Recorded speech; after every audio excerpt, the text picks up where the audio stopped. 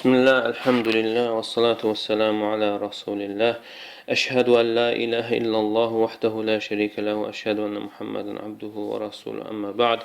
Sual verilir ki, uşaqlara namazı necə sevdirək? Onlara hansı İslami əhvalatlar danışmaq olar? 3-4 yaşlı uşaqlardan söhbət gedir. Və şək yoxdur ki, imani tərbiyə nə qədər erkən yaşlarından başlayarsa və bir o qədər də öz bəhrəsini, öz səmərəsini verər. Baxmayaraq ki, namazın buyurulması, əmr olunması 7 yaşında gəlib, namazı vərdiş etdirmək, necə ki, hədisdə Peyğəmbər sallallahu buyurur ki, "Muru avladakum bis-salati lis-sab'in" 7 yaşında namazı əmr edin. Bundan öncə imani tərbiyənin olması da olduqca mühümdür. Və bunun üçün namazın sevdirilməsi üçün müəyyən tövsiyələr var. Və bunlardan birinci olaraq danışılmalıdır ki, onunla şeytan arasında mübarizə var. Bu mübarizə davamlı şəkildədir. Və həmçinin ona güclü olduğunu hiss etdirmək, o şeytanla qalib gəldiyi zaman şeytan ağlayır və şeytan onu istəmir, qısqanır. Səcdə etdiyi zaman, necə ki, hədisdə də Peyğəmbər s.ə.v buyurur, İzə qara İbn-i Ədəmə səcdədə fəsəcədə i'təzələ şeytanu yəbki. Adəm övladı, insan oğlu səcdə oxuduğu zaman, yəni səcdə ayəsini oxuduğu zaman səcdəyə gedər və şeytan uzaqlaşaraq ağlayar və deyər ki, ya vaylah, vay onun halına. Başqa rivayətdə isə Əbu Qeybin rivayətində ya vayli, vay mənim halıma deyər. Umira İbn Ədəmə bis-sucudi fəsəcədə fələhul cənnə. İnsan oğluna səcdə etmək əmr olundu, səcdə etdi, onun üçün cənnət vardır.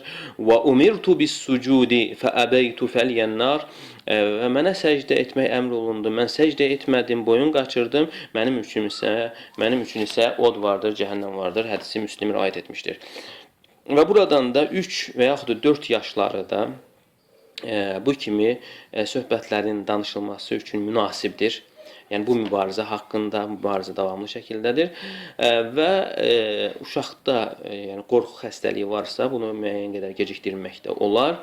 Və həmçinin burada mühüm olan odur ki, onları təhlükəli bir məxluq olaraq çatdırmaq lazım deyil. Əksinə, yəni onlar da bir məxluqdur, Allah Teala'nın yaratdığı, zəif bir məxluqdur. Sadəcə ki, inküdurətlidir.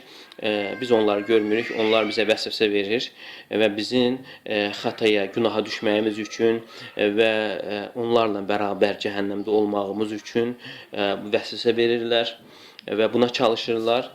Və həmçinin diqqəti yönətmək ki, istiazə, Allaha sığınmaq, yəni onun qorunmasına səbəbdir və həmçinin bununla şeytan qorxur, qaçır, insan Allaha sığındığı zaman və Quran oxuduğumuz zaman o vəsvəsə verməyə qadir olmur, bundan aciz olur və həmçinin biz yaxşı əməllər etdiyimiz zaman şeytan xoşlamır, ağlayır. Xülasə olaraq, yəni o zəif bir düşməndir. Yəni tələb olunan uşağın ağlında yerləşdirilməsi tələb olunan, yəni bu kimi mənalardır, bu kimi vəsflərdir. Yəni qorxutmaq lazım deyil. Əksinə, yəni onun güclü olduğunu ona hiss etdirmək ki, yəni o düşmənə qalib gələ bilər.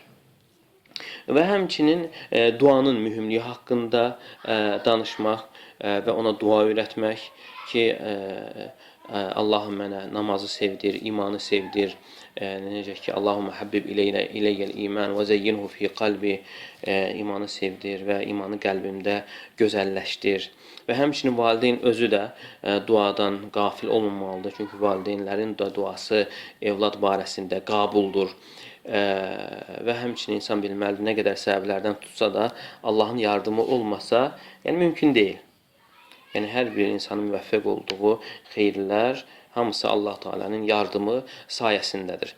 Və həmçinin tövsiyələrdən üçüncü, namazın meyracda fərz olunmasını, necə fərz olunmasını ona danışmaq və Peyğəmbər sallallahu aleyhi və səlləmin Musa aleyhissalamdan olan hadisəsini danışılması